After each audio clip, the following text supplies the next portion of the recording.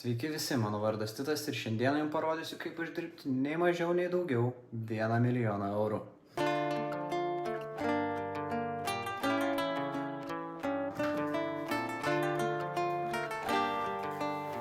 Yeah, bitch so bad I wanna shoot like hoops while I'm riding in the coupe. I got what you want, it ain't nothing but a blue. Don't listen to friends, they don't know what's best for you. I want you, yeah, bad I wanna shoot like hoops while I'm riding in the Gerai, užteks tų bairių, pašnekam normaliai, apie ką visas šitas dalykas bus ir kas aš pats toks esu. Tai jau 4 metai, kai profesionaliai žaidžiu pokerio formatas pinigau ir esu pasiekęs pačius aukščiausius limitus, kas būtų 250 ir 500 eurų.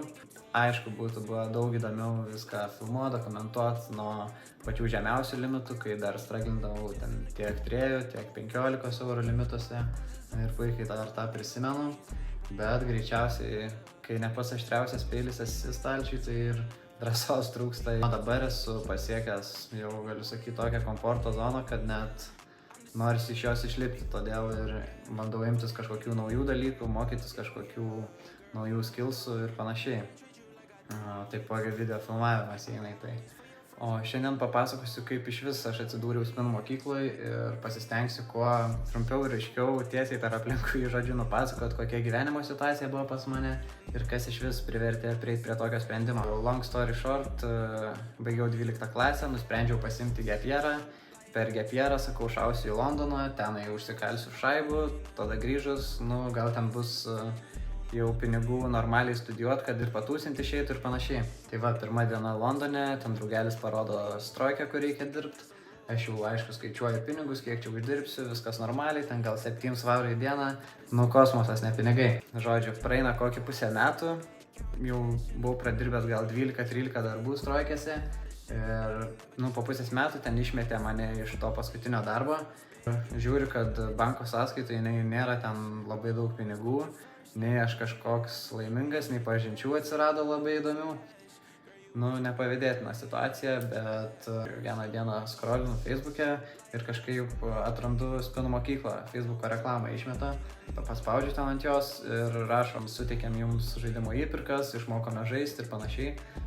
Aš jau esu girdėjęs apie tokias mokyklas, bet visur reikėdavo, kad kažkas laiduotų, kažkas iš patikimų žmonių pokerio community, kitaip nepriima dažniausiai. Bet čia anketoje laiduotojas nebuvo būtinas ir tai pamatęs iškart pradėjau pildyti anketą, žodžiu, surašiau ten vos ne visą savo biografiją nuo gimimo iki paskutinio iškvėpimo Londone. Po 1 ar 2 dienų gaunu atsakymą, kad reikia sužaisti 500 turnyrų ir tada pažiūrėsim pagal rezultatus. Nieko nelaukęs, įsimečiau ten 20 ar 50 baksų į Poker Starsus. Pradėjau kapoti 4 stalus, $1 įpirkos turnyrus. Sužaidžiau ten per 2-3 dienas. Iš karto nusinčiau spinų mokyklai. Po dienos gal gaunu atsakymą, viskas priimtas, rezultatai geri, galim pasirašyti sutartį. Aš dar nesuvokdamas pats, jau pirštai patys veda, Londonas, Vilnius, skrendam namo, pagaliau baigęs šitą kankinę. Po kokios savaitės viskas grįžau į Lietuvą, susitikau tą pačią dieną su Eriku, pasirašėm sutartį ir nuo to prasidėjo mano kelias spinų mokyklai.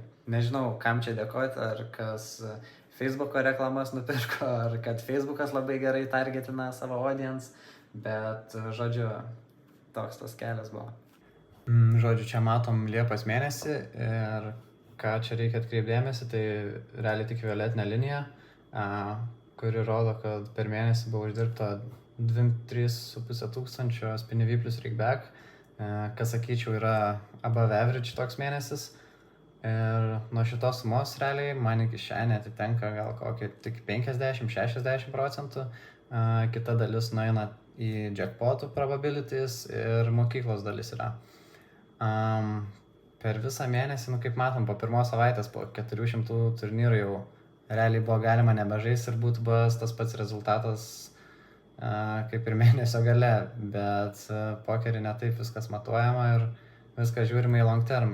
Neskaičiuosi, kad čia vieną dieną uždirbai 1000, tai dabar gali prisipirkti batų, kitą dieną vėl iš naujo viskas skaičiuosis. Viskas eina vienam dideliam grafike ir žiūri tik į long termą.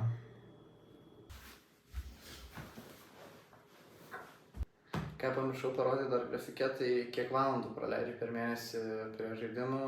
Čia galite pažiūrėti, ką Pocket Trackeris rodo. Tai 80 valandų kažkur gaunasi į mėnesį.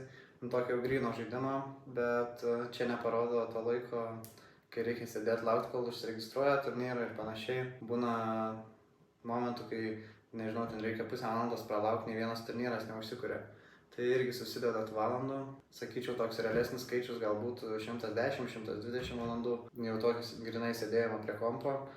Bet irgi nėra labai daug, kai pagalvoju, kur normali darbo savaitė 40 valandų gaunas. Tai čia gautųsi mėnesį 160 valandų. Sakyčiau, visai solid. Šiaip prisėdu kiekvieną dieną prie pokerio, bent jau valandai, 2. Ar ten pasimokyti, kokius handus kelius pažiūrėti, ar pažais bent truputį. Bet taip, kad daugiau kokių 8-10 valandų, jau labai senai turbūt buvo, kad žaisčiau. Nebent vyksta kažkokie regvorai. Ar reikia ten bonusą paskutinio mėnesio dienom išklėrinti. Bet anksčiau dar žemesniuose limituose būdavo net visą mėnesį esu atžaidęs, tai vos ne diena iš dienos po kokį 12-14 valandų. Tai nelabai sveikas darbo grafikas, labai greit burnoutint galima. Bet tada labai norėjęs greit kilti limitais, tai teko paaukoti tą kitą gyvenimo dalį, tūsus ir panašiai. Tai ką šiaip veikiu, kai pokerio nežaidžiu.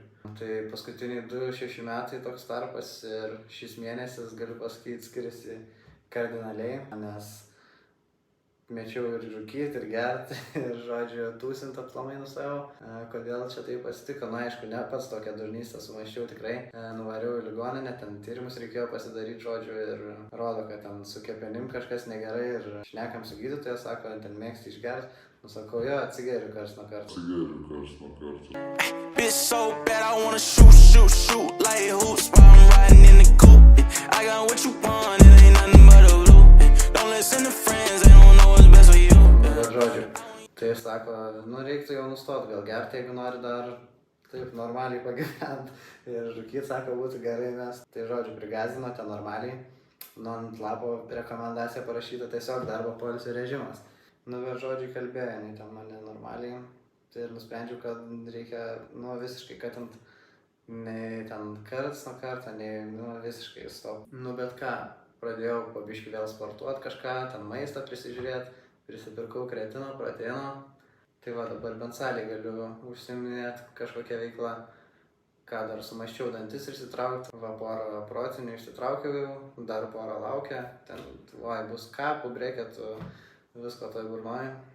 Nežinau, jeigu turit pasiūlymų, kokių dar kvestų šitam gyvenime pavykdyti, tai galit parašyti, atsižvelgsiu į rekomendacijas. Nes tikrai dabar nuobodoka. Šiaip visada stengiuosi būti aš su kripto pasauliu jau kokius 5 metus, tai karts nuo karto nusiperku, parduodu, laikau kažkiek to kripto. Šiaip domiuosi visokiais alternatyviais pinigų užsidirbimo būdais, tai gal sugalvojus kažką ir padarysiu videką kokį money makingo, kaip tų banko sąskaitų skaičiukų padidinti. Aišku, čia ne tik jums pačiam, man norisi išmokti. Galim pašnekėti dar apie planus, tai tokie tolimesni planai gal būtų išmokti aikido, Bugatti nusipirkti, bet šiek tiek artimiau, kad taip nelips savo per galvą. Varysim su mano draugu Aurimu irgi iš spinų mokyklos, irgi aukštų limitų žaidėjas, varysim į Tailandą. Jau turim ir hatą, ir bilietus. Tai žodžiu, po mėnesio kažkur jau skrisim lauk iš čia. Kodėl pasirinkom Tailandą, tai jau 2 metus iš eilės buvo Meksikoje. Meksikoje masažai kainuoja 8 €. Tailandę pasižiūrėjau 10 €. Tai viskas automatiškai, mano matematika sukasi čia. 8 - 10, jaučiu 7 gaunas, tai 7 € į dieną susitaupo vieną masažą. Kosmosas. Aišku, ten dar kažkokie gražus paplūdimiai, vietos, su tigrais galim pasisveikinti. Maistas turbūt skanus, nežinau, šiltas oras. Bet čia tokie tik bonusai. Vis tiek, jau į Tailandą, į tokį šalį važiuoja dirbti, o ne ten atostogauti. Šiam video tiek. Jeigu norėsit kažką dar sužinoti, galite paklausti.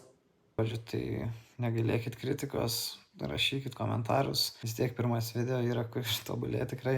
Jeigu bus susidomėjimo, pasiimsiu gal ir kamerą, mikrofoną, kad kokybė geresnė būtų. Tai va, žodžiai, patiko video, paspauskit patinka, užprenumeruokit kanalą. Davai, šaik.